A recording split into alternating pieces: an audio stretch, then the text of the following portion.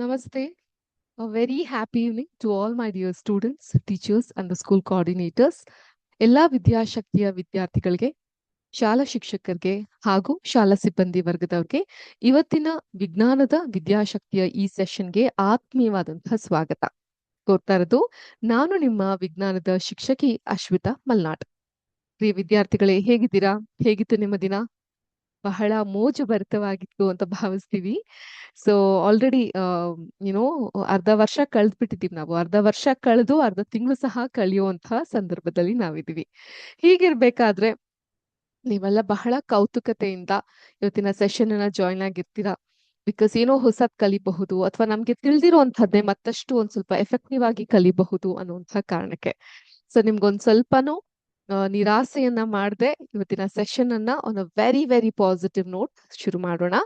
So positive note ಅಂತಿದ್ದಂಗೆನೆ ಒಂದು ಒಳ್ಳೆಯ motivational coat ಒಂದು ನೆನಪಾಗುತ್ತೆ. ಸಾಮಾನ್ಯವಾಗಿ ಅಪ್ಪ ಅಮ್ಮ ಅಥವಾ ಶಿಕ್ಷಕರಿಗೂ ನಮ್ಗೆ ಪ್ರತಿದಿನ ಒಂದು ಒಳ್ಳೆ ಬುದ್ಧಿ ಮಾತನ್ನ ಹೇಳ್ತಾರೆ ಅಲ್ವಾ? ಏನ್ ಹೇಳ್ತಾರೆ ಅವರು? ಬೇಗ ಎದ್ದೋಳಿ ಅಂತ ಹೇಳ್ತಾರೆ. ಸ್ಟಾರ್ಟ್ ಆಗದೆ ಅಲ್ಲಿಂದ ಅಲ್ವಾ? Wake up early in the morning. ಅಲ್ಲಿಂದ ಸ್ಟಾರ್ಟ್ ಆಗುತ್ತೆ.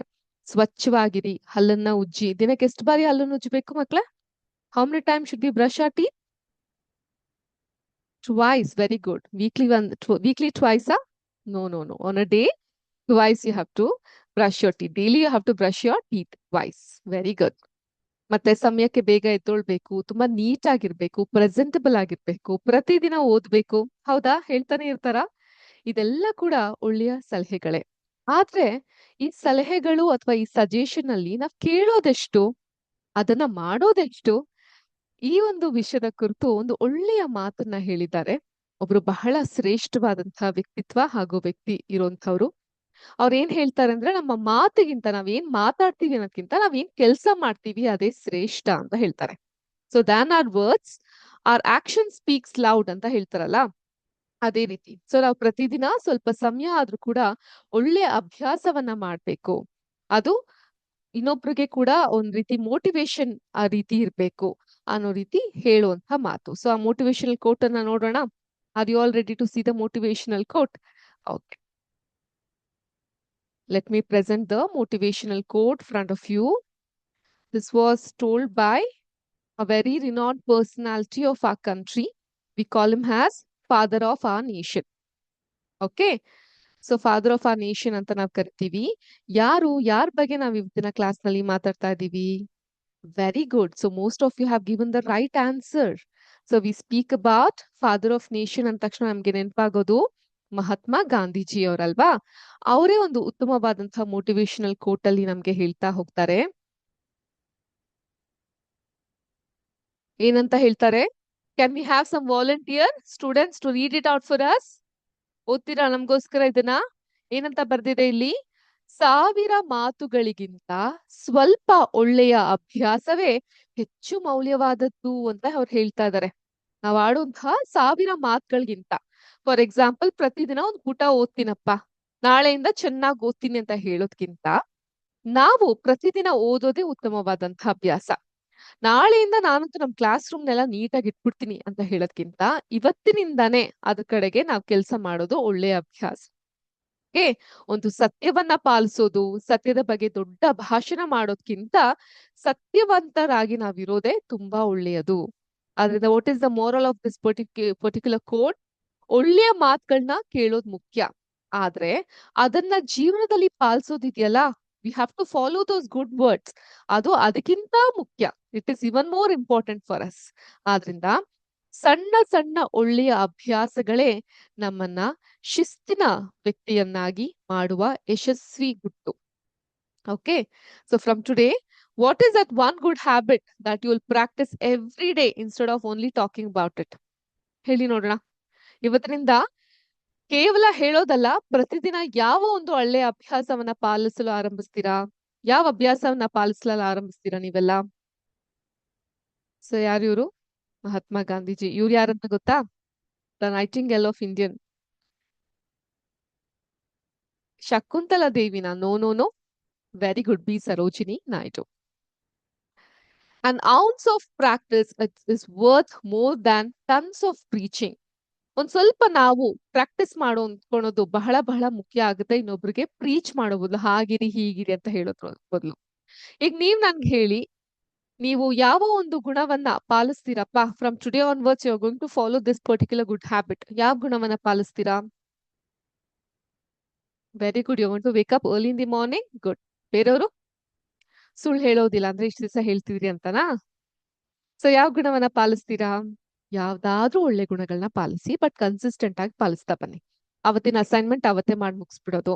ಮನೆ ಕೆಲಸದಲ್ಲಿ ಸ್ವಲ್ಪ ಸಹಾಯ ಮಾಡೋದು, ಮನೇನ ಅಚ್ಚುಕಟ್ಟಾಗಿ ಇಟ್ಕೊಳೋದು, ತುಂಬಾ ನೀಟಾಗಿ ಇಟ್ಕೊಳೋದು, ಒಳ್ಳೆಯ ಬಟ್ಟೆಗಳನ್ನ ನೀಟಾಗಿ ಐರನ್ ಮಾಡಿ ಹಾಕುವಂಥದ್ದು, ಫುಡ್ ನ ವೇಸ್ಟ್ ಮಾಡದೇ ಇರುವಂತದ್ದು. ನಿಮ್ಗೆಲ್ಲ ಮಧ್ಯಾಹ್ನ ಬಿಸಿ ಊಟ ಸಿಗುತ್ತಲ್ಲ ಶಾಲೆಲಿ, ಅಥವಾ ನಿಮ್ಗೆ ಬಿಸಿ ಊಟದ ವ್ಯವಸ್ಥೆ ಇದ್ದಾಗ ಆ ಊಟವನ್ನ ವೇಸ್ಟ್ ಮಾಡ್ಬೇಡಿ. ನಿಮ್ಗೆ ಎಷ್ಟು ಅಗತ್ಯ ಇದೆಯೋ ಅಷ್ಟನ್ನ ಮಾತ್ರ ತಿನ್ಬೇಕಾಗತ್ತೆ. ಇಂಥ ಒಳ್ಳೆ ಅಭ್ಯಾಸಗಳನ್ನ ನೀವು ಪಾಲಿಸಿ ಅಂತ ಹೇಳ್ತಾ ಇಲ್ಲಿಗೆ ಇವತ್ತಿನ ಮೋಟಿವೇಶನಲ್ ಕೋಟ್ ನ ಮುಗಿಸ್ತಾ ಇದೀವಿ. ಅಂಡ್ ನೆಕ್ಸ್ಟ್ ನಾವೊಂದು ಮತ್ತೊಂದು ಸುಂದರವಾದಂತಹ ಆಕ್ಟಿವಿಟಿನ ಬಗ್ಗೆ ಮಾತಾಡ್ತಾ ಹೋಗೋಣ. ಆದ್ರೆ ಅದಕ್ಕಿಂತ ಮುಂಚೆ, I remember last class I had given you an assignment. Every class will have an assignment for sure. So last class ಏನ್ ಅಸೈನ್ಮೆಂಟ್ ಕೊಟ್ಟಿದ್ದೆ ನಾನು ನಿಮ್ಗೆ? ಏನ್ರ ಬಗ್ಗೆ ಮಾತಾಡಿದ್ದೆ ನಾನು? Very good. ರೂಪಾಂತರ, ಮೆಟಮಾರ್ಫೋಸಿಸ್ ಬಗ್ಗೆ ನಾವು ಮಾತಾಡಿದ್ವಿ. So today session let us learn about metamorphosis. ಹಂಗಂದ್ರೆ ಏನು, ನಮ್ಗೆ ಅದನ್ನ ಸ್ಪೆಲ್ ಮಾಡಕ್ಕೂ ಗೊತ್ತಿಲ್ಲ ಮೇಡಮ್ ಅಂತ ಹೇಳ್ತಿರ್ಬಹುದು. And time and again I am repeating it students, when ever you get an opportunity, please make a note of the words that we speak, both in Kannada as well as English. Kannada ಮತ್ತು English ನಲ್ಲಿ ನಾವು ಹೇಳುವಂತಹ ಪದಗಳನ್ನ ನೀವು ಅರ್ಥೈಸ್ಕೊಳ್ಳುವಂತಹ ಪ್ರಯತ್ನವನ್ನ ಮಾಡಿ, ಅದನ್ನ ಒಂದ್ ಕಡೆ ಬರ್ದಿಡಿ. ನಿಮ್ಮ ಭಾಷೆ ಅನ್ನೋದು ತುಂಬಾ ಚೆನ್ನಾಗ್ ಆಗೋದು, ಅದ್ರ ಮೇಲೆ ಉತ್ತಮ ಹಿಡಿತ ನಿಮ್ಗೆ ಸಿಗ್ತಾ ಹೋಗೋದು ಯಾವಾಗ ಅಂದ್ರೆ ಅದನ್ನ ನೀವು ಬರ್ದಿಟ್ಟಾಗ. Clear with this concept? Now let us learn about metamorphosis. Okay, let me quickly share my screen with you. Give me a heads up. Can you all see the screen here? ಕಾಣಿಸುತ್ತಾ? ಏನ್ ಹಿಂಗಂದ್ರೆ ರೂಪಾಂತರ, ರೂಪ plus ಅಂತರ, ರೂಪಾಂತರ. ಯಾವ ಸಂಧಿ? Okay, ಲೋಪ ಸಂಧಿನಾ? Okay, ಸವರ್ಣ ದೀರ್ಘ ಸಂಧಿನಾ? ಓ ಮೈ ಗಾಡ್. ಎಷ್ಟೋ ಜನ ಸವರ್ಣ ದೀರ್ಘ ಅಲ್ಲ, ಅದು ಸುವರ್ಣ ದೀರ್ಘ ಅಂತ ಹೇಳ್ತಾರೆ, ಬಟ್ ಆಕ್ಚುಲಿ ಅದು ಸವರ್ಣ ದೀರ್ಘ ಸಂಧಿ. ಓಕೆ, ಈಗ ಬಿಡಿ, ನಾವು ಸೈನ್ಸ್ ಅನ್ನ ಬಿಟ್ಟು, ಇಂಗ್ಲಿಷ್ ಅನ್ನ ಬಿಟ್ಟು ಕನ್ನಡ ವ್ಯಾಕರಣದ ಕಡೆ ಹೋಗ್ತಾ ಇದ್ವಿ. ಅದಕ್ಕೆ ಸೈನ್ಸ್ಗೆ ಸ್ಟಿಕ್ ಆನ್ ಆಗೋಣ. Metamorphosis, you can spell it here, metamorphosis. Okay, let me start. First question, a very simple and basic question. ರೂಪಾಂತರ ಅಂತ ಹೇಳಿದ್ರೆ ಏನು? ಅಥವಾ what do you understand by metamorphosis? What do you understand by metamorphosis ಅಥವಾ ರೂಪಾಂತರ ಅಂತ ಹೇಳಿದ್ರೆ ಏನು? Let me flip and read it out for you. ನೋಡಿ, ಒಂದು ಜೀವಿಯು ಬೆಳೆಯುವಾಗ ಅದರ ದೇಹದ ಆಕಾರ, ರೂಪ ಮತ್ತು ಜೀವನ ವಿಧಾನದಲ್ಲಿ ಆಗುವ ದೊಡ್ಡ ಬದಲಾವಣೆಯನ್ನ ನಾವು ರೂಪಾಂತರ ಅಥವಾ ಮೆಟಮಾರ್ಫೋಸಿಸ್ ಅಂತ ಕರಿತೀವಿ. ಸೊ ಯಾವುದೋ ಒಂದು ಜೀವಿ, ಯಾವ್ದು ಅಂದ್ರೆ ಈ ಒಂದು ರೂಪಾಂತರಕ್ಕೆ ಒಳಗಾಗುವಂತಹ ಜೀವಿ, ಅರ್ಥ ಆಯ್ತಾ? ಆ ಜೀವಿಯ ದೇಹದ ಆಕಾರದಲ್ಲಿ, ರೂಪದಲ್ಲಿ ಮತ್ತು ಜೀವನ ವಿಧಾನದಲ್ಲಿ ಆಗುವಂತಹ ಬದಲಾವಣೆಯನ್ನ ನಾವು ರೂಪಾಂತರ ಅಂತ ಕರೀಲಿಕ್ಕೆ ಶುರು ಮಾಡ್ತೀವಿ. ಈಗ ಮರಿಜೀವಿ, ಒಂದು ಪೂರ್ಣ ಬೆಳೆದ ಜೀವಿ ಒಂದೇ ರೀತಿಯಾಗಿ ಕಾಣೋದಿಲ್ಲ ಅಲ್ವಾ? ಸೊ ನೀವೆಲ್ಲ ಚಿಕ್ಕ ಮಗು ಇದ್ದಾಗ, ಅಥವಾ ನಿಮ್ ಮನೇಲಿ ಚಿಕ್ಕ ಪಾಪು ಏನಾದ್ರು ಇದೆ ಅಂದ್ರೆ, ಒಂದು 5 ತಿಂಗಳು, 6 ತಿಂಗಳು, 5 months, 6 month baby, if you can see them after some 2-3 years, when you see them, there would be a difference, right? ವ್ಯತ್ಯಾಸ ಇರುತ್ತಲ್ಲ. ಅಥವಾ ನಿಮ್ದೆ ಒಂದು ಚಿಕ್ಕ ವಯಸ್ಸಿನ ಫೋಟೋ ತೆಕ್ಕೊಳ್ಳಿ. Which class you all are studying in? 6, 7, 8. Very good. So ನಿಮ್ದೇ ಯಾವ್ದೋ ಒಂದು ಫೋಟೋನ ತೆಕ್ಕೊಳ್ಳಿ, ಚಿಕ್ಕ ಮಗುವಿನ ಫೋಟೋ ತೆಕ್ಕೊಳ್ಳಿ. ಅದನ್ನ ನಿಮ್ ಫೋಟೋ ಜೊತೆಗೆ ನೀವು ಕಂಪೇರ್ ಮಾಡಿ ನೋಡಿದಾಗ ಎಷ್ಟೊಂದು ವ್ಯತ್ಯಾಸ ಕಾಣಿಸುತ್ತಲ್ವಾ? ಅಥವಾ ನಿಮ್ಮೆಲ್ಲರ ಫೇವ್ರೆಟ್ ಆಕ್ಟರ್ ಯಾರು? ಓಕೆ, ಗೂಗಲ್ ಅಲ್ಲಿ ಅವ್ರ ಪಿಕ್ಚರ್, ಚೈಲ್ಡ್ಹುಡ್ ಪಿಕ್ಚರ್ ಅಂತ ಕೊಟ್ಟಾಗ there would be a lot of difference, right? ಅವ್ರು ಇವಾಗಿರೋದ್ಕು ಚಿಕ್ಕವ್ರು ಇರೋದ್ಕು ವ್ಯತ್ಯಾಸ ಇರುತ್ತಲ್ವಾ? ಸೊ ಆ ಒಂದು ವ್ಯತ್ಯಾಸ ತರಾನೇ ಜೀವಿಗಳಲ್ಲೂ ಅಷ್ಟೇ. ಬೆಕ್ಕಿಷ್ಟನಾ? Do you all love cats? Do you all love dogs? Okay, ಅದು ಚಿಕ್ಕ ಮರಿ ಇದ್ದಾಗ ಅದ್ರ ಮುಖ ಹೇಗಿರುತ್ತೆ, ಅದು ಬೆಳಿತಾ ಬೆಳಿತಾ ಯಾವ ರೀತಿ ಆಗುತ್ತೆ, ಬದಲಾವಣೆ ಅನ್ನೋದಾಗತ್ತಲ್ವಾ? Changes the only constant that happens. ಆದ್ರಿಂದ ಬದಲಾವಣೆ ಅನ್ನೋದು ಆಗ್ತಾ ಹೋಗುತ್ತೆ. ಈ ಮೆಟಮಾರ್ಫೋಸಿಸ್ ಅಲ್ಲೂ ಅಷ್ಟೇ, ಮರಿ ಜೀವಿ ಒಂದು ಪೂರ್ಣ ಬೆಳೆದ ಜೀವಿ ಒಂದೇ ರೀತಿ ಕಾಣಿಸೋದಿಲ್ಲ. ಬೆಳವಣಿಗೆಯ ಪ್ರತಿಯೊಂದು ಹಂತದಲ್ಲೂ ಅದರ ರೂಪ ಬದಲಾಗ್ತಾ ಹೋಗುತ್ತೆ. ಇದಕ್ಕೆ ಒಂದು ಒಳ್ಳೆ ಎಕ್ಸಾಂಪಲ್ ನಾನು ಕೊಡೋದು ಅಂದ್ರೆ ಇದು ಏನಿದು ನಿಮ್ಗೆ ಗೊತ್ತಾಗ್ತಾ ಇದೆಯಾ? ಏನಿರಬಹುದು ಇದು? What is this? Can anyone tell me? Take a look at this picture. Yeah, which animal or insect this could be? Definitely it's not an animal, it's an insect. Which insect this could be? Lizard antidare. No, it's not lizard. Frog? No, it's not frog. Butterfly? Definitely no, it's not butterfly. What else could this be? Very good. Mosquito. ಸೊಳ್ಳೆ. ಸೊಳ್ಳೆ ನೋಡಿ ಯಾವ ರೀತಿ ಇದೆ. ಈಗ ಸೊಳ್ಳೆ ಯಾವ ರೀತಿ ಇರುತ್ತೆ? ವ್ಯತ್ಯಾಸ ಇದೆ ಅಲ್ವಾ? ಸೊ ನಾವು ಈಗ ಸೊಳ್ಳೆ ಬಗ್ಗೆ ಮಾತಾಡೋದ್ ಬೇಡ. ಇದೇ ರೀತಿ ರೂಪಾಂತರಕ್ಕೆ ಒಳಗಾಗುವಂತಹ ಮತ್ತೊಂದು ಪ್ರಾಣಿ ಅಂತ ಹೇಳಿದ್ರೆ ಅದು ಫ್ರಾಗ್. ಫ್ರಾಗ್ ಅಂದ್ರೆ ಕಪ್ಪೆ. ಈ ಕಪ್ಪೆಯ ರೂಪಾಂತರದ ಬಗ್ಗೆ ನಾವು ತಿಳ್ಕೊಳ್ಳೋಣ. ಮಕ್ಕಳೇ, ನೀವ್ ಕಪ್ಪೆ ಮರಿಯನ್ನ ನೋಡಿದ್ದೀರಾ? Have you all see the small format of this frog? ಒಂದ್ ಪ್ರಶ್ನೆ ನಿಮ್ಗೆ, ಕಪ್ಪೆ ಮರಿ ನೋಡಲು ಕಪ್ಪೆ ಅಂತಾನೆ ಇರುತ್ತಾ? ಇಲ್ಲ ಅಲ್ವಾ? ಅದಕ್ಕಾಗಿನೇ ಕಪ್ಪೆಯ ಬೆಳವಣಿಗೆಯನ್ನ ನಾವು ರೂಪಾಂತರ ಅಂತ ಕರಿತಾ ಹೋಗ್ತೀವಿ. ಅದನ್ನ ಮೆಟಮಾರ್ಫೋಸಿಸ್ ಅಂತ ಕರಿತಾ ಹೋಗ್ತೀವಿ. ಮೆಟಮಾರ್ಫೋಸಿಸ್. ಓಕೆ. ಆ ರೂಪಾಂತರ ಅಂತ ಹೇಳಿದ್ರೆ ಬೆಳಿಬೇಕಾದ್ರೆ ಆ ಒಂದು ಜೀವಿಯ ದೇಹದ ರೂಪ, ಅಂಗಗಳು ಮತ್ತು ಜೀವನ ವಿಧಾನದಲ್ಲಿ ಆಗುವಂತ ವ್ಯತ್ಯಾಸ. ಓಕೆ. ಈಗ ಏನ್ ಮಾಡುತ್ತೆ ಈ ಕಪ್ಪೆ? ಹೇಗ್ ಹುಟ್ಟುತ್ತೆ? ಕಪ್ಪೆ ಫಸ್ಟ್ ಬಂದು ನೀರ್ನಲ್ಲಿ ಮೊಟ್ಟೆ ಇಡುತ್ತೆ. ಓಕೆ. ಹೆಣ್ಣು ಕಪ್ಪೆ ಮಳೆಗಾಲ, ಈಗ ಯಾವ ಸೀಸನ್ ಸದ್ಯಕ್ಕೆ? ರೇನಿ ಸೀಸನ್ ಅಲ್ವಾ? ಮಳೆಗಾಲದಲ್ಲಿ ಕೊಳ, ಕೆರೆ ಅಥವಾ ನೀರಿನಲ್ಲಿ ನೂರಾರು ಮೊಟ್ಟೆಗಳನ್ನ ಇಡುತ್ತೆ. ಮೇಡಮ್ ಹೇಗಿರುತ್ತೆ ಈ ಮೊಟ್ಟೆ ನೋಡಕ್ಕೆ? ನೋಡಿ ಈ ರೀತಿ. ನೋಡಿ ಹೇಗಿದೆ ಇದೆಲ್ಲ? ಕಣ್ಣು ಕಣ್ಣು ಕಣ್ಣು ತರ ಕಾಣಿಸುತ್ತಲ್ವಾ? It looks like eye, right? ಈ ತರ ನೀರಿರುವಂತಹ ಪ್ರದೇಶ, it can be ponds, river, well ಅಂತ ಕಡೆಯಲ್ಲಿ ಅದು ಮೊಟ್ಟೆಯನ್ನ ಇಡುತ್ತೆ. It lays the eggs over there. ಈ ಮೊಟ್ಟೆಗಳು ಜೆಲ್ಲಿಯಂತಹ ಪಾರದರ್ಶಕ ಪದರದಿಂದ ಮುಚ್ಚಿರುತ್ತೆ. If you can look at this particular image, it looks like jelly. Jelly ಗೊತ್ತಲ್ಲ? ತಿನ್ನೋ ಜೆಲ್ಲಿ ಗೊತ್ತಲ್ಲ? ಎಷ್ಟು ಸಾಫ್ಟ್ ಆಗಿರುತ್ತಲ್ಲ, ಮೇಣದ ತರ ಇರುತ್ತಲ್ಲ, ಆ ತರ ಇರುತ್ತೆ. ಆ ಒಂದು ಪದರ ಏನಿರುತ್ತಲ್ಲ ಅದೇ ಈ ಒಂದು ಮೊಟ್ಟೆಗೆ ರಕ್ಷಣೆಯನ್ನ ನೀಡುತ್ತೆ. ನೋಡಿದ್ರ ಪ್ರಕೃತಿ ಎಷ್ಟು ಬುದ್ಧಿವಂತ ಅಂತ? ಅದಕ್ಕದೇ ರಕ್ಷಣೆ ಕೊಡ್ತಾ ಹೋಗುತ್ತೆ. ಕೆಲವೊಂದು ದಿನ ಆದ್ಮೇಲೆ ಈ ಮೊಟ್ಟೆಯೊಳಗಿಂದ ಮರಿ ಬೆಳೆಯಲು ಶುರುವಾಗುತ್ತೆ. ನೋಡಿದ್ರ ಮೊದಲ ಹಂತ ಮೊಟ್ಟೆ ಇಡೋದು. ಫಸ್ಟ್ ಸ್ಟೇಜಸ್ ಮೊಟ್ಟೆ ಇಡೋದು. ಈ ರೀತಿ ಮೊಟ್ಟೆ ಹಿಡಿಯುತ್ತೆ. ಆ ಮೊಟ್ಟೆ ಒಳಗೆ ಇದು ನಿಧಾನವಾಗಿ ಈ ರೀತಿ ಮರಿ ಬೆಳಿಲಿಕ್ಕೆ ಶುರುವಾಗುತ್ತೆ. ಸೊ ಏನಾಗುತ್ತೆ? ಹೆಣ್ಣು ಕಪ್ಪೆ, ನಾನು ಆಗ್ಲೇ ಹೇಳಿದ್ನಲ್ಲ ಅದನ್ನೇ ಇಲ್ಲಿ ಬರ್ದಿದ್ದೀನಿ. ಇನ್ನೊಂದ್ಸಲ ನಿಮ್ಗೋಸ್ಕರ ಓದ್ ಹೇಳ್ತೀನಿ. ಹೆಣ್ಣು ಕಪ್ಪೆ ಮಳೆಗಾಲದಲ್ಲಿ ಕೊಳ, ಕೆರೆ ಅಥವಾ ನೀರಿನಲ್ಲಿ ನೂರಾರು ಮೊಟ್ಟೆಗಳನ್ನ ಇಡುತ್ತೆ. ಈ ಮೊಟ್ಟೆಗಳು ಜೆಲ್ಲಿಯಂತಹ ಪಾರದರ್ಶಕ ಪದರದಿಂದ ಮುಚ್ಚಿರುತ್ತೆ. ಈ ಪದರವು ಮೊಟ್ಟೆಗಳನ್ನ ರಕ್ಷಿಸುತ್ತೆ.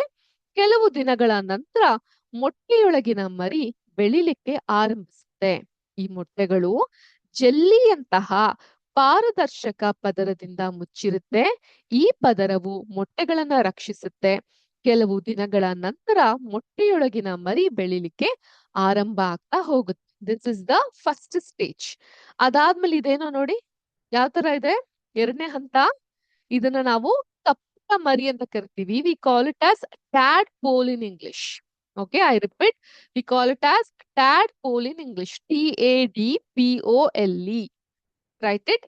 TADPOLE. ಎರಡನೇ ಹಂತ. ಇದನ್ನ ನಾವು ಟ್ಯಾಡ್ಪೋಲ್ ಅಂತ ಕರಿತೀವಿ. ಮೊಟ್ಟೆಯಿಂದ ಹೊರಬರುವಂತಹ ಮರಿಯನ್ನ ಟ್ಯಾಡ್ಪೋಲ್ ಅಥವಾ ಕಪ್ಪೆ ಮರಿ ಅಂತ ನಾವ್ ಕರಿತೀವಿ. ಇದು ನೋಡಕ್ಕೆ ಮೀನಿನ ತರ ಇರುತ್ತೆ. Isn't it looking like a fish ಅಲ್ವಾ? It is looking like a fish ಅಲ್ವಾ? ಉದ್ದವಾದಂತಹ ಬಾಲ ಇರುತ್ತೆ. ನೋಡಿ ಬಾಲ ಯಾವ ರೀತಿ ಇದೆ ಇದಕ್ಕೆ? ಸ್ನೇಕ್ ತರ ಬಾಲ ಇದೆ ಅಲ್ವಾ? ಬಾಲ ಇರುತ್ತೆ. ಮತ್ತೆ ಇದು ನೀರ್ನಲ್ಲಿ ಮಾತ್ರ ಬದುಕುತ್ತೆ. Do you all know frog is a amphibian? Amphibian ಅಂದ್ರೆ ಉಭಯ ಚರಾಚರ ಜೀವಿಗಳು. ಅಂದ್ರೆ ನೆಲದ ಮೇಲೂ ಬದುಕುತ್ತೆ, ನೀರಿನ ಒಳಗೂ ಬದುಕುತ್ತೆ. ಆದ್ರೆ ಈ ಟ್ಯಾಡ್ಪೋಲ್, ಈ ಕಪ್ಪೆಯ ಮರಿ ನೀರಿನಲ್ಲಿ ಮಾತ್ರ ಬದುಕುತ್ತೆ. ಈ ಹಂತದಲ್ಲಿ ಅದು ನೀರಿನಲ್ಲಿ ಮಾತ್ರ ಬದುಕಲಿಕ್ಕೆ ಸಾಧ್ಯವಾಗುತ್ತೆ. ಫಿಶ್ ಗಳಿಗೆ ಈ ತರ ಇದಕ್ಕೂ ಗಿಲ್ಸ್ ಇರುತ್ತೆ. ಗಿಲ್ಸ್ ಅಂದ್ರೆ ಕಿವಿರುಗಳ ಅಂತ ಕರಿತೀವಿ ಕನ್ನಡದಲ್ಲಿ, ಹೌದಾ? ಮೀನುಗಳಿಗಿರ್ತಲ್ಲ ಕಿವಿರುಗಳು, ಅದೇ ರೀತಿ ಇರುತ್ತೆ. ಅದ್ರ ಮೂಲಕ ಉಸಿರಾಡುತ್ತೆ. ಸಣ್ಣ ಸಸ್ಯಗಳು ಮತ್ತು ಪಾಚಿಗಳನ್ನ ಆಹಾರವಾಗಿ ತಿನ್ನುತ್ತೆ. ಈ ಹಂತದಲ್ಲಿ ಇದು ನೀರಿನಲ್ಲೇ ಈಜ್ತಾ ಇರುತ್ತೆ. ನೋಡಿ ಈ ರೀತಿಯಾಗಿರುತ್ತೆ, ನೋಡುದ್ರಾ? ಇದಾದ್ಮೇಲೆ ನೋಡಿ ಅದಕ್ಕೆ ನೆಕ್ಸ್ಟ್ ಹಂತದಲ್ಲಿ ಒಂದು ತುಂಬಾ ದೊಡ್ಡ ಚೇಂಜಸ್ ಆಗ್ತಾ ಬರುತ್ತೆ. ಏನ್ ಚೇಂಜಸ್ ಆಗುತ್ತೆ? ಕೆಲವು ವಾರಗಳ ನಂತರ ಒಂದು ತುಂಬಾ ಆಶ್ಚರ್ಯಕರವಾದಂತಹ ಬದಲಾವಣೆ ಆಗುತ್ತೆ. ಮೊದಲ ಹಿಂದಿನ ಕಾಲುಗಳು ಬೆಳೆಯುತ್ತೆ, ನಂತರ ಮುಂಭಾಗದ ಕಾಲುಗಳು ಬೆಳೆಯುತ್ತೆ. ಫಸ್ಟ್ ಹಿಂದೆ ಇರುವಂತಹ ಕಾಲುಗಳು ಬೆಳೆಯುತ್ತೆ, ಅದಾದ್ಮೇಲೆ ಮುಂದೆ ಇರುವಂತಹ ಕಾಲು ಬೆಳೆಯುತ್ತೆ. ಈ ಸಮಯದಲ್ಲಿ ಈ ಬಾಲ ಏನಿದೆಯಲ್ಲ, ಅದು ನಿಧಾನವಾಗಿ ಚಿಕ್ಕದಾಗ್ತಾ ಹೋಗುತ್ತೆ. ಆ ಕಿವಿರುಗಳು, ಗಿಲ್ಸ್ ಏನಿತ್ತಲ್ಲ, ಅದು ಕೂಡ ಮಾಯ ಆಗ್ತಾ ಹೋಗುತ್ತೆ. ಶ್ವಾಸಕೋಶ, ಲಂಗ್ಸ್ ಗಳು ಬೆಳಿಲಿಕ್ಕೆ ಶುರುವಾಗುತ್ತೆ. ಇದರಿಂದ ಕಪ್ಪೆ ನೀರಿನ ಜೊತೆಗೆ ಗಾಳಿಯನ್ನ ಕೂಡ ಉಸಿರಾಡಲು ಸ್ಟಾರ್ಟ್ ಮಾಡುತ್ತೆ. It can breathe even air. Water ಜೊತೆ ಏರ್ ಅನ್ನು ಕೂಡ ಬ್ರೀತ್ ಮಾಡ್ಲಿಕ್ಕೆ ಸಾಧ್ಯ ಆಗುತ್ತೆ. ಅದಾದ್ಮೇಲೆ ನೋಡಿ, ಇಲ್ಲೊಂದು ಟಾಣಿದ್ ಕಾಣಿಸ್ತಾ ಇದೆ. ಏನದು? 4ನೇ ಹಂತ. ಇದನ್ನ ನಾವು ಫ್ರಾಗ್ಲೆಟ್ ಅಂತ ಕರಿತೀವಿ. We call it as froglet. 4ನೇ ಹಂತ. ಇಲ್ಲಿ 4 ಕಾಲುಗಳು ಬೆಳೆದಿರುತ್ತೆ. You can see here 4 legs also ನಾವು ಕಾಣಬಹುದು. ಬಾಲ ತುಂಬಾ ಚಿಕ್ಕದಾಗ್ಬಿಟ್ಟಿರುತ್ತೆ. ಇಷ್ಟು ಉದ್ದ ಇದ್ದ ಬಾಲ ತುಂಬಾ ಚಿಕ್ಕದಾಗ್ಬಿಟ್ಟಿರುತ್ತೆ. ಶ್ವಾಸಕೋಶ ಕೂಡ ಚೆನ್ನಾಗಿ ಕೆಲಸ ಮಾಡುತ್ತೆ. ಇದು ನೀರಿನಿಂದ ಹೊರಬಂದು ನೆಲದ ಮೇಲೆ ಚಲಿಸ್ಲಿಕ್ಕೆ ಆರಂಭ ಮಾಡುವಂತಹ ಘಟ್ಟ. In this stage it comes out of water and it can also survive on land because frog is a amphibian at this particular stage, froglet stage ಅಲ್ಲಿ. ಫ್ರಾಗ್ಲೆಟ್ ಆಯ್ತು, ಮೊಟ್ಟೆಯಿಂದ ಟ್ಯಾಡ್ಪೋಲ್ ಆಯ್ತು, ಟ್ಯಾಡ್ಪೋಲ್ ಇಂದ ಫ್ರಾಗ್ಲೆಟ್ ಆಯ್ತು, ಫ್ರಾಗ್ಲೆಟ್ ಇಂದ ಒಂದು ಕಪ್ಪೆಯನ್ನ ಕಾಣ್ಬೋದು. V can C an adult, ವಯಸ್ಕ ಕಪ್ಪೆಯನ್ನ ಕಾಣ್ಬೋದು. ಕೊನೆಗೂ ಆ ಬಾಲ ಅನ್ನೋದಿರ್ಲ, ಸಂಪೂರ್ಣವಾಗಿ ಬಾಲ ಮಾಯ ಆಗ್ಬಿಟ್ಟಿರುತ್ತೆ. 5ನೇ ಹಂತದ ವಯಸ್ಕ ಕಪ್ಪೆಯಲ್ಲಿ ಆ ಬಾಲ ಸಂಪೂರ್ಣವಾಗಿ ಮಾಯ ಆಗ್ಬಿಟ್ಟಿರುತ್ತೆ. ಮತ್ತೆ ಬಲವಾದ ಕಾಲುಗಳು ಬೆಳೆದಿರುತ್ತೆ. Once again, I'll show you the particular thing again.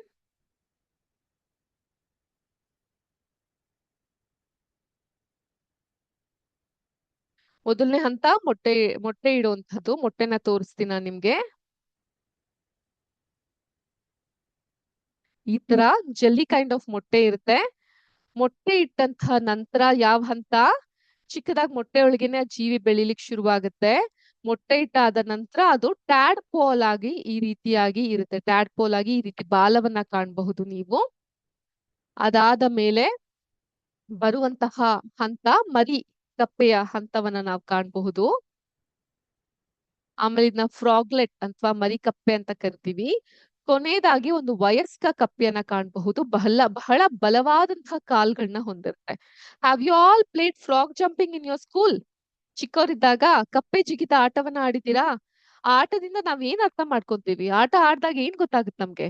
ಕಪ್ಪೆಯ ಕಾಲ್ಗಳು ಎಷ್ಟು ಬಲಶಾಲಿಯಾಗಿರುತ್ತೆ ಅಂತ ಅಲ್ವಾ, ಆತರ ಜಂಪ್ ಮಾಡ್ಬೇಕಾದ್ರೆ. ಮತ್ತೆ ಅದರ ಶ್ವಾಸಕೋಶ, ರೆಸ್ಪಿರೇಟರಿ ಆರ್ಗನ್ ಮತ್ತು ಚರ್ಮದ ಮೂಲಕ ಉಸಿರಾಡುತ್ತೆ. ನೀರಲ್ಲೂ ಹಾಗೂ ನೆಲದಲ್ಲೂ ಕೂಡ ಆ ಒಂದು ಕಪ್ಪೆ ಬದುಕ್ಲಿಕ್ಕೆ ಶುರು ಮಾಡುತ್ತೆ. ಇಟ್ ಇಸ್ ಅನ್ ಆಂಫಿಬಿಯನ್, ಉಭಯ ಚರಾಚರ ಜೀವಿ. ಈಗ ಇದು ಕೀಟಗಳು, ಸೊಳ್ಳೆಗಳು ಮತ್ತು ಸಣ್ಣ ಹುಳುಗಳನ್ನ ಆಹಾರವಾಗಿ ತಿನ್ನುತ್ತೆ. ಈಗ ಅದು ಸಂಪೂರ್ಣವಾದಂತಹ ವಯಸ್ಕ ಕಪ್ಪೆ ಆಗಿರುತ್ತೆ. So what did we understand in today session? ಇವತ್ತಿನ ಸೆಷನ್ ಅಲ್ಲಿ ಏನ್ ಅರ್ಥ ಮಾಡ್ಕೊಂಡ್ವಿ ಮಕ್ಳೇ ನಾವೆಲ್ಲ? What did you understand? First, ಒಂದು ಕಪ್ಪೆ ಮೊಟ್ಟೆಯನ್ನ ಇಡುತ್ತೆ. ಮೊಟ್ಟೆ ಆದ ನಂತರ ಏನಾಗುತ್ತೆ? ಕಪ್ಪೆ ಮರಿ ಇರುತ್ತೆ. ಅಲ್ಲಿ ಬಾಲ ಮಾತ್ರ ಇರುತ್ತೆ. ಆ ನಂತರ 4 ಕಾಲುಗಳು ಬೆಳೆಯುತ್ತೆ. ಆಮೇಲೆ ಕಿವಿರುಗಳಿಂದ ಉಸಿರಾಡ್ತಿರುತ್ತೆ. From the gills it will be breathing. ಅದಾದ ನಂತರ ರೆಸ್ಪಿರೇಟರಿ ಆರ್ಗನ್, ಶ್ವಾಸಕೋಶ ಮತ್ತು ಚರ್ಮದಿಂದ ಉಸಿರಾಡ್ಲಿಕ್ಕೆ ಶುರು ಮಾಡುತ್ತೆ. ಈ ಕಪ್ಪೆಯ ಮರಿ ಏನಿರುತ್ತೆ, in the before the froglet stage, the tadpole stage, ಅದು ನೀರಿನಲ್ಲಿ ಮಾತ್ರ ವಾಸವಾಗುತ್ತೆ. It stays only in water. But ಅದಾದ ನಂತರ ಬರುವಂತಹ stage, from the froglet stage, it becomes a amphibian, ಉಭಯ ಚರಾಚರ ಜೀವಿ ಆಗಿರುತ್ತೆ. ಅಂದ್ರೆ ನೀರು ಮತ್ತು ನೆಲ ಇದೆರಡರಲ್ಲೂ ಕೂಡ ವಾಸ ಮಾಡ್ಲಿಕ್ಕೆ ಶುರು ಮಾಡುತ್ತೆ. ಜೊತೆಗೆ ಸಸ್ಯಗಳನ್ನ ತಿನ್ನುತ್ತೆ, ಕೀಟಗಳನ್ನ ತಿಂತಾ ಹೋಗುತ್ತೆ. ಫಸ್ಟ್ ಸ್ಟೇಜ್ ಅಲ್ಲಿ ವಾಟರ್ ಅಲ್ಲಿ ಇದ್ದಾಗ ಸಸ್ಯಗಳು, ಆಲ್ಗೆ, ಪಾಚಿಗಳು ಇಂಥದ್ ಮಾತ್ರ ತಿನ್ನುತ್ತೆ. ಅದಾದ ನಂತರ ಇವನ್ ಇನ್ಸೆಕ್ಟ್ಸ್, ಸೊಳ್ಳೆ, ಬೇರೆ ಚಿಕ್ಕ ಚಿಕ್ಕ ಇನ್ಸೆಕ್ಟ್ಸ್ ಗಳನ್ನ ತಿನ್ಲಿಕ್ಕೆ ಶುರು ಮಾಡುತ್ತೆ. ಫಸ್ಟ್ ಅಲ್ಲಿ ನಮ್ಗೆ ಯಾವ ತರ ಕಾಣಿಸ್ತಪ್ಪ ಅದು? ಒಂದು ಫಿಶ್ ತರ ಕಾಣಿಸ್ತು, ಒಂದು ಮೀನಿನ ತರ ಕಾಣಿಸ್ತು, ಹೌದಾ? ಈಗ ಅದು ಸಂಪೂರ್ಣವಾಗಿ ಕಪ್ಪೆ ತರ ಕಾಣಿಸ್ತಾ ಇದೆ. ಇದರಿಂದ ನಮ್ಗೆ ಏನ್ ಅರ್ಥ ಆಗುತ್ತೆ? ಒಂದು ಕಪ್ಪೆಯ ರೂಪ ಬದಲಾಗುತ್ತೆ, ಉಸಿರಾಟ ಬದಲಾಗುತ್ತೆ, ಆಹಾರ ಬದಲಾಗುತ್ತೆ, ವಾಸಸ್ಥಳ ದ ಹ್ಯಾಬಿಟೆಡ್ ಪ್ಲೇಸ್ ಬದಲಾಗುತ್ತೆ. ಆದ್ರಿಂದ ಇದನ್ನ ನಾವು ರೂಪದಲ್ಲಿ ಆಗುವಂತಹ ಬದಲಾವಣೆಯನ್ನ ರೂಪಾಂತರ ಅಂತ ಕರಿತೀವಿ. ಅರ್ಥ ಆಯ್ತಾ? ಈ ನಿಸರ್ಗ ಅಥವಾ ಪ್ರಕೃತಿಯಲ್ಲಿ ಪ್ರತಿಯೊಂದು ಬದಲಾವಣೆ ಕೂಡ ಒಂದು ಉದ್ದೇಶಕ್ಕಾಗೇ ನಡೆಯುತ್ತೆ. There is an very strong reason for every changes that happens. ಕಪ್ಪಿಯಲ್ಲಿ ನಡೆಯುವಂತಹ ಈ ರೂಪಾಂತರವು ಕೂಡ ಅದನ್ನ ಪರಿಸರಕ್ಕೆ ಹೊಂದಿಕೊಡುವಂತಹ ಉತ್ತಮವಾದಂತಹ ಮಾರ್ಗ ಮತ್ತೆ ಬದುಕಲು ಸಹಾಯ ಮಾಡ್ಲಿಕ್ಕೆ ಇರುತ್ತೆ. ನಾವು ಟಾಸ್ಕ್ ಫಾರ್ ದ ಡೇ, ಇವತ್ತಿನ ಕ್ಲಾಸ್ ನಲ್ಲಿ ಒಂದು ಟಾಸ್ಕ್ ಕೊಡ್ತೀವಿ. Apart from frog, please mention other animals that goes for metamorphosis. ರೂಪಾಂತರಕ್ಕೆ ಒಳಗಾಗುವಂತಹ ಪ್ರಾಣಿ ಅಥವಾ ಹುಳು ಅಥವಾ ಕೀಟಗಳ ಹೆಸರನ್ನ ಹೆಸರಿಸಿ. ಓಕೆ, ಅಟ್ಲೀಸ್ಟ್ ಒಂದು 5 ಹೆಸರನ್ನ ತಿಳ್ಕೊಂಡ್ ಬನ್ನಿ. ನಮ್ಮ ನೆಕ್ಸ್ಟ್ ಸೆಷನ್ ಅಲ್ಲಿ ಅದ್ರ ಬಗ್ಗೆ ನಾವು ಡಿಸ್ಕಸ್ ಮಾಡೋಣ. ಓಕೆ, ಬಟ್ ಈಗ I have created a beautiful video that shows about ಮತ್ತೊಂದು ಜೀವಿ ರೂಪಾಂತರಕ್ಕೆ ಒಳಗಾಗೋದು ಅಂತ ಹೇಳಿದ್ರೆ, ಲಾಸ್ಟ್ ಕ್ಲಾಸ್ ನಲ್ಲಿ we had discuss. Which one was that?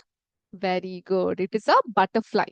Okay, now let us see a butterfly when it goes under this metamorphosis. ಕಾಣಿಸ್ತಾ ಇದೆಯಾ? ನಾವು ನೋಡುವಂತಹ ಸುಂದರ ಚಿಟ್ಟೆ ಏನಿದೆ, ಮೊದಲಿಂದಲೇ ಅದು ರೆಕ್ಕೆ ಬಿಚ್ಚಿ ಹಾರಾಡೋದಲ್ಲ. ನಾವು ನೋಡುವಂತಹ ಸುಂದರ ಚಿಟ್ಟೆ ಮೊದಲಿಂದಲೇ ಅದು ರೆಕ್ಕೆ ಬಿಚ್ಚಿ ಹಾರಾಡೋದಿಲ್ಲ. ಅದರ ಜೀವನವು 4 ವಿಶಿಷ್ಟ ಹಂತಗಳಲ್ಲಿ ಸಾಗುತ್ತೆ. So same as frog egg ಇರುತ್ತೆ, ಎಗ್ಗಿಂದ ಟ್ಯಾಡ್ಪೋಲ್ ಆಗುತ್ತೆ, ಟ್ಯಾಡ್ಪೋಲ್ ಇಂದ ಫ್ರಾಗ್ಲೆಟ್ ಆಗುತ್ತೆ, ಫ್ರಾಗ್ಲೆಟ್ ಇಂದ ಅಡಲ್ಟ್ ಫ್ರಾಗ್ ಆಗುತ್ತೆ ಅಲ್ವಾ? ಮೊಟ್ಟೆಯಿಂದ ಟ್ಯಾಡ್ಪೋಲ್ ಆಗಿರುವಂತಹ ಕಪ್ಪೆ, ಟ್ಯಾಡ್ಪೋಲ್ ಇಂದ ಕಪ್ಪೆಯ ಮರಿ, ಅದಾದ ನಂತರ ವಯಸ್ಕ ಕಪ್ಪೆ ಆಗೋ ಹಾಗೆ ನಾವು ಈ ಒಂದು ಚಿಟ್ಟೆಯಲ್ಲೂ ಈ ರೀತಿ ಬದಲಾವಣೆಯನ್ನ ಕಾಣಬಹುದು. 4 ವಿಶಿಷ್ಟ ಹಂತಗಳಲ್ಲಿ ಈ ಬದಲಾವಣೆ ಸಾಗುತ್ತೆ. ಈ ಸಂಪೂರ್ಣ ಪ್ರಕ್ರಿಯೆಯನ್ನ ಮೆಟಮಾರ್ಫೋಸಿಸ್ ಅಥವಾ ಸಂಪೂರ್ಣ ರೂಪಾಂತರ ಅಂತ ಕರಿತೀವಿ. ನೀವು ಇಲ್ಲಿ ಇಮೇಜಸ್ ಅಲ್ಲಿ ನೋಡಬಹುದು. You can see in the images. ಮೊದಲು ಒಂದು ಹುಳು ರೀತಿ ಇರುತ್ತೆ, ಹುಳು ಆದ ನಂತರ ಈ ರೀತಿ ಆಗುತ್ತೆ, ಅದಾದ್ಮೇಲೆ ಚಿಟ್ಟೆಯಾಗಿ ಬದಲಾವಣೆ ಆಗ್ತಾ ಹೋಗುತ್ತೆ. ಮೊಟ್ಟೆಯ ಹಂತ, ದ ಎಗ್. ಹೆಣ್ಣು ಚಿಟ್ಟೆಯು ತನ್ನ ಮರಿಗಳಿಗೆ ಸುಲಭವಾಗಿ ಆಹಾರ ಸಿಗುವಂತಹ ಸೂಕ್ತವಾದ ಎಲೆಗಳ ಮೇಲೆ ಸಣ್ಣ ಸಣ್ಣ ಮೊಟ್ಟೆಗಳನ್ನ ಇಡುತ್ತೆ. ಯು ಕ್ಯಾನ್ ಸಿ ಹಿಯರ್, ಎಲೆಗಳ ಮೇಲೆ ಚಿಕ್ಕದಾದಂತಹ ಮೊಟ್ಟೆಗಳನ್ನ ಈ ರೀತಿ ಇಡ್ತಾ ಹೋಗುತ್ತೆ. ಚಿಟ್ಟೆಯ ಜಾತಿಯನ್ನ ಅವಲಂಬಿಸಿ ಈ ಮೊಟ್ಟೆಗಳು 3ರಿಂದ 10 ದಿನದ ಒಳಗೆ, ಓಕೆ, 3ರಿಂದ 10 ದಿನದ ಒಳಗೆ ಒಡೆದು ಸಣ್ಣ ಹುಳು ಹೊರ ಬರುತ್ತೆ. ಈ ರೀತಿ ಮೊಟ್ಟೆಗಳಿರುತ್ತಲ್ಲ, 1-3 ಡೇಸ್ ಅಲ್ಲಿ ಈ ರೀತಿ ಇರುತ್ತೆ, ಗ್ರೇಪ್ಸ್ ತರ ಕಾಣಿಸ್ತಾ ಇದೆ. ಅದ ನಂತರ 5-7 ದಿನಗಳಲ್ಲಿ ಈ ರೀತಿ ಕಾಣುತ್ತೆ. ತದನಂತರ ಒಂದು 3ರಿಂದ 10 ದಿನಗಳ ನಂತರ ಒಂದು ಹುಳು ಆಚೆ ಬರುತ್ತೆ. What do we call this ಹುಳು? ಏನಂತ ಕರಿತೀವಿ ಮಕ್ಳೇ? ಈ ಹುಳುನ ಏನಂತ ಕರಿತೀವಿ? ಚಿಕ್ಕವರಿದ್ದಾಗೆಲ್ಲ ಇದ್ರ ಡ್ರಾಯಿಂಗ್ ಮಾಡಿದೀವಿ ನಾವು. What do we call this insect as? Very good, V call it as cater pillar ಅಂತ ಕರಿತೀವಿ. ನೋಡಿ, ಹುಳುವಿನ ಹಂತ ಕ್ಯಾಟರ್ ಪಿಲ್ಲರ್ ಅಥವಾ ಲಾರ್ವಾ ಅಂತ ಕರಿತೀವಿ. ಈ ಒಂದು ಹಂತದಲ್ಲಿ ಏನ್ ಮಾಡುತ್ತೆ? ಮೊಟ್ಟೆಯಿಂದ ಹೊರಬಂದ ಈ ಕೀಟದ ಮುಖ್ಯ ಕೆಲಸ ಆಹಾರ ಸೇವಿಸೋದು. ಸೊ ಚೆನ್ನಾಗಿ ತಿನ್ನೋದು. ಈ ಹುಳ ಎಲ್ಲಿ ಹೋಗ್ಬಿಟ್ರು ಎಲೆಗಳನ್ನೆಲ್ಲ ತಿನ್ನೋದೇ ಅದ್ರ ಕೆಲಸ. ಅದು ಎಲೆಗಳನ್ನ ನಿರಂತರವಾಗಿ ತಿನ್ನತ್ತಾ ಅತ್ತ ವೇಗವಾಗಿ ಬೆಳೀತೆ. ಚಿಕ್ಕದಾದಂತಹ ಹುಳ ತುಂಬಾ ದೊಡ್ಡದಾಗಿ ಬೆಳಿಲಿಕ್ಕೆ ಶುರುವಾಗುತ್ತೆ. ದೇಹ ದೊಡ್ಡದಾಗುತ್ತಿದ್ದಂತೆ ತನ್ನ ಗಟ್ಟಿಯಾದ ಹೊರ ಚರ್ಮವನ್ನ ಕಳಚು ಹಾಕುತ್ತಾ ಹೀಗೆ ಹಳೆಯ ಚರ್ಮವನ್ನ ಬಿಟ್ಟು ಹೊಸ ಚರ್ಮವನ್ನ ಪಡ್ಕೊಳ್ಳುತ್ತೆ. ಈ ಒಂದು ಪ್ರಕ್ರಿಯೆಗೆ ನಾವು ಮಾಲ್ಟಿಂಗ್ ಅಂತ ಕರಿತೀವಿ. ಕಾಲ್ ಇಟ್ ಆಸ್ ಮಾಲ್ಟಿಂಗ್. ಮಾಲ್ಟಿಂಗ್ ಅಂದ್ರೆ ಹಳೆ ಚರ್ಮದಿಂದ ಹೊಸ ಚರ್ಮವನ್ನ ಪಡ್ಕೊಳೋದು. ನೋಡಿ, ಇಲ್ಲಿ ಆಹಾರ ಸೇವಿಸ್ತಾ ಇದೆ, ವೇಗವಾಗಿ ಬೆಳೀತಾ ಇದೆ. You can see the growth here.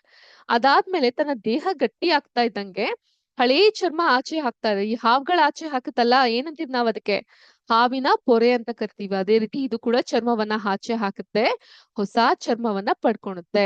ಸಂಪೂರ್ಣವಾಗಿ ಆಚೆ ಹಾಕಿ ಹೊಸ ಚರ್ಮವನ್ನ ಪಡ್ಕೊಳುತ್ತೆ.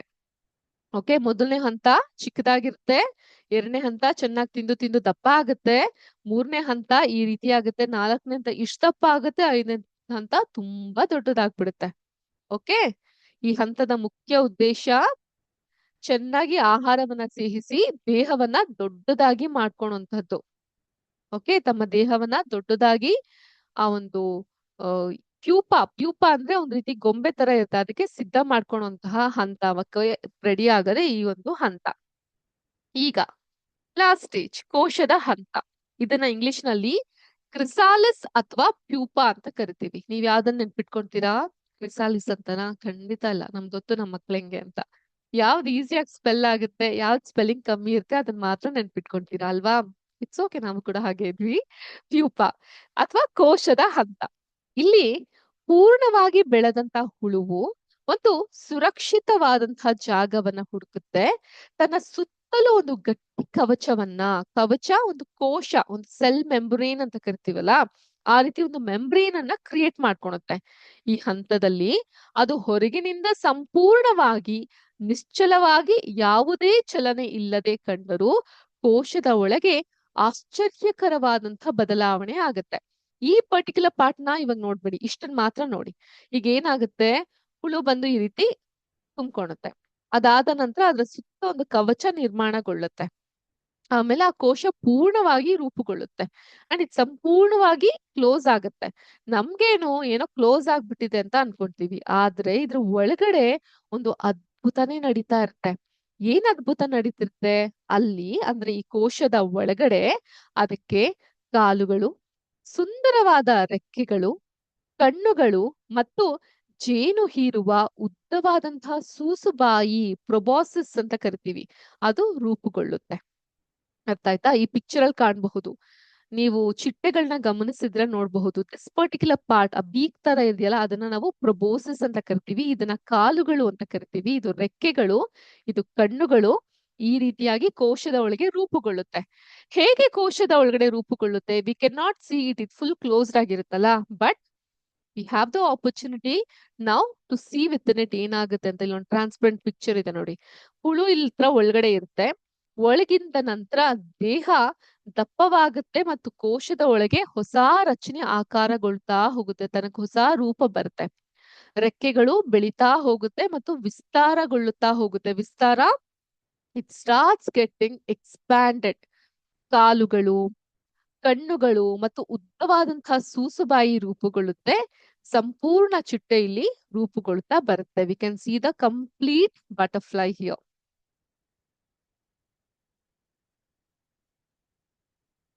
ಎಸ್, ಈ ತರ ಸುಂದರವಾದಂತಹ ರೀತಿಲಿ ಒಂದು ಚಿಟ್ಟೆ ಯಾವ ರೀತಿ ಆಗುತ್ತೆ ಅಂತ ನಾವ್ ನೋಡ್ತಾ ಹೋದ್ವಿ. ನೆಕ್ಸ್ಟ್ ಏನಾಗುತ್ತೆ ನೋಡೋಣ. ವಿಡಿಯೋನ ಸ್ವಲ್ಪ ಮುಂದೆ ಹಾಕಿ. ಕೊನೆಯ ಹಂತ, ಚಿಟ್ಟೆಯ ಹಂತ, ದ ಬಟರ್ಫ್ಲೈ. ಕೆಲವು ದಿನಗಳ ಅಥವಾ ವಾರಗಳ ನಂತರ ಆ ಕೋಶವು ಒಡೆದು ಅದರಿಂದ ಬಣ್ಣ ಬಣ್ಣದ ಚಿಟ್ಟೆ ಹೊರಬರುತ್ತೆ. ಆರಂಭದಲ್ಲಿ ಅದರ ರೆಕ್ಕೆಗಳು ಮೃದುವಾಗಿ ಮತ್ತು ಮಡ್ಚಿಕೊಂಡು ಇರುತ್ತೆ. ಚಿಟ್ಟೆ ತನ್ನ ದೇಹದ ದ್ರವವನ್ನ ರೆಕ್ಕೆಗೆ ಇಳಿಸಿ ಹರಿಸಿ ಅವುಗಳನ್ನು ಹಿಗ್ಗಿಸ್ಬಿಡುತ್ತೆ. ಈ ರೀತಿ ಮುಚ್ಕೊಂಡಿರುತ್ತೆ ಅದು ರೆಕ್ಕೆಗಳು. ಅದಾದ ನಂತರ ಆ ರೆಕ್ಕೆಗೆ ಒಂದು ದ್ರವ ಬಿದ್ದ ನಂತರ ಅದು ಅರಳುತ್ತೆ. ಆ ನಂತರ ಒಣಗಿ ಗಟ್ಟಿಯಾದ ನಂತರ ಅದು ಮೊದಲ ಬಾರಿಗೆ ಆಕಾಶಕ್ಕೆ ಹಾರುತ್ತೆ. ನೋಡಿ, ಇಲ್ಲಿ ಪಿಕ್ಚರ್ಸ್ ಇದೆ. ಕೋಶ ಒಡೆಯೋದು, ಚಿಟ್ಟೆ ಕೋಶದಿಂದ ಹೊರ ಬರುತ್ತೆ. ಮೃದುವಾದ ಮತ್ತೆ ಮಡ್ಚಿಕೊಂಡಿರುವಂತಹ ರೆಕ್ಕೆ, ಆ ರೆಕ್ಕೆಗಳಿಗೆ ದ್ರವವನ್ನ ಹರಿಸಿ ಈ ರೀತಿ ಮಡ್ಚಿಕೊಂಡಿರುತ್ತೆ, ಅದು ಹಿಗ್ಗುತ್ತೆ. Can you see the red colour mark here which shows that ಅದು ಹಿಗ್ಗಿದೆ, ಎಕ್ಸ್ಪ್ಯಾಂಡ್ ಆಗ್ತಾ ಇದೆ ಅಂತ.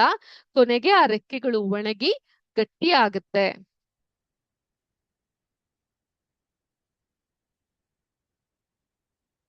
ರೆಕ್ಕೆಗಳು ಒಣಗಿ ಗಟ್ಟಿಯಾಗುತ್ತೆ. ಮೊದಲ ಬಾರಿಗೆ ಅದು ಆಕಾಶಕ್ಕೆ ಹಾರುತ್ತೆ and it starts flying to the world, to the sky. Okay, ಇದಾದ ನಂತರ ಏನಾಗುತ್ತೆ?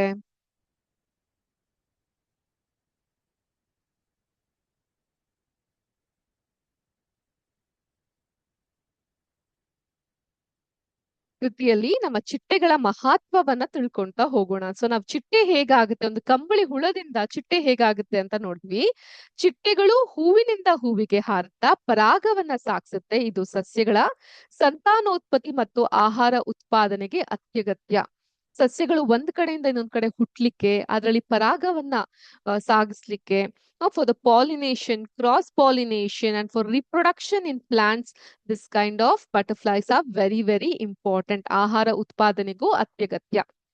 ಪರಿಸರ ಸಮತೋಲನ ಮಾಡುವಲ್ಲಿ, ಟು ಬ್ಯಾಲೆನ್ಸ್ ದ ನೇಚರ್, ಇದು ಆಹಾರ ಸರಪಳಿಯಲ್ಲಿ ಪ್ರಮುಖ ಪಾತ್ರವನ್ನ ವಹಿಸೋದ್ರ ಮೂಲಕ ಪ್ರಕೃತಿಯ ಸಮತೋಲನವನ್ನ ಕಾಪಾಡುತ್ತೆ. This protects the balance of the nature. ಆಹಾರ ಸರಪಳಿಯಲ್ಲಿ ಒಂದು ಪ್ರಮುಖವಾದಂತಹ ಪಾತ್ರವನ್ನ ಇದು ವಹಿಸುತ್ತೆ. ಆರೋಗ್ಯದ ಸೂಚಕ. ಒಂದು ಪ್ರದೇಶದಲ್ಲಿ ಚಿಟ್ಟೆಗಳ ಸಂಖ್ಯೆ ಹೆಚ್ಚಿದ್ರೆ ಅಲ್ಲಿನ ಪರಿಸರ ಆರೋಗ್ಯಕರವಾಗಿದೆ ಅಂತ ವಿಜ್ಞಾನಿಗಳು ಪರಿಗಣಿಸ್ತಾರೆ. So when there is more butterfly, it is a healthy place. ಒಂದು ಪುಟ್ಟ ಮೊಟ್ಟೆಯಿಂದ ಆರಂಭವಾಗುವಂತಹ ಜೀವನ ಹುಳುವಾಗಿ ಬೆಳೆಯುತ್ತಾ ನಂತರ ಕೋಶದೊಳಗೆ ಅದ್ಭುತ ರೂಪಾಂತರಗೊಂಡು ಕೊನೆಗೆ ಬಣ್ಣ ಬಣ್ಣದ ಚಿಟ್ಟೆಯಾಗಿ ಆಕಾಶದಲ್ಲಿ ಹಾರುತ್ತೆ. ತಾಳ್ಮೆ ಮತ್ತು ಬದಲಾವಣೆಗಳು ಹೇಗೆ ಸುಂದರ ಭವಿಷ್ಯವನ್ನ ನೀಡಬಲ್ಲುದು ಅನ್ನೋದಕ್ಕೆ ಈ ಒಂದು ಪ್ರಕೃತಿಯ ಚಿಟ್ಟೆ ಉತ್ತಮ ಉದಾಹರಣೆಯಾಗಿದೆ ಅಲ್ವಾ ಮಕ್ಕಳೇ? ಸೊ ಇದಾಗಿತ್ತು ಇವತ್ತಿನ ವಿಜ್ಞಾನದ ತರಗತಿ. ನಿಮ್ಮೆಲ್ಲರಿಗೂ ಇಷ್ಟ ಆಯ್ತು ಅಂತ ಭಾವಿಸ್ತೀನಿ. ಅಂಡ್ ಎಸ್ಪೆಷಲಿ ಬಟರ್ಫ್ಲೈ ಹೇಗೆ ನಮ್ಗೆ ಮೋಟಿವೇಟ್ ಮಾಡ್ತು ಅಲ್ವಾ? ಒಂದು ಹುಳುವಾಗಿ ಹುಟ್ಟು ಸುಂದರವಾದಂತಹ ಚಿಟ್ಟೆ ಹೇಗಾಯ್ತು ಅಂತ ನೋಡಿದ್ವಿ. ನೆಕ್ಸ್ಟ್ ಕ್ಲಾಸ್ ಅಲ್ಲಿ ಪ್ಲೀಸ್ ರಿಮೆಂಬರ್ ದ ಟಾಸ್ಕ್. ಇದೇ ತರ ಒಂದು 5 ಜೀವಿಗಳು ಯಾವ್ದು ರೂಪಾಂತರಕ್ಕೆ ಒಳಗಾಗುತ್ತೆ, ಮೆಟಮಾರ್ಫೋಸಿಸ್ಗೆ ಒಳಗಾಗುತ್ತೆ ಅನ್ನೋದನ್ನ ನೀವು ಲಿಸ್ಟ್ ಮಾಡ್ಕೊಂಡು ಬನ್ನಿ ಅಂತ ಹೇಳ್ತಾ ಸದ್ಯಕ್ಕೆ ಇವತ್ತಿನ ಸೆಷನ್ ಮುಗಿಸ್ತಾ ಇದೀನಿ. ಎಲ್ಲಾರ್ಗೂ ಶುಭ ದಿನ. ಜೈ ಹಿಂದ್, ಜೈ ಕರ್ನಾಟಕ ಮಾತೆ, ಜೈ ವಿದ್ಯಾಶಕ್ತಿ. ನಮಸ್ಕಾರ.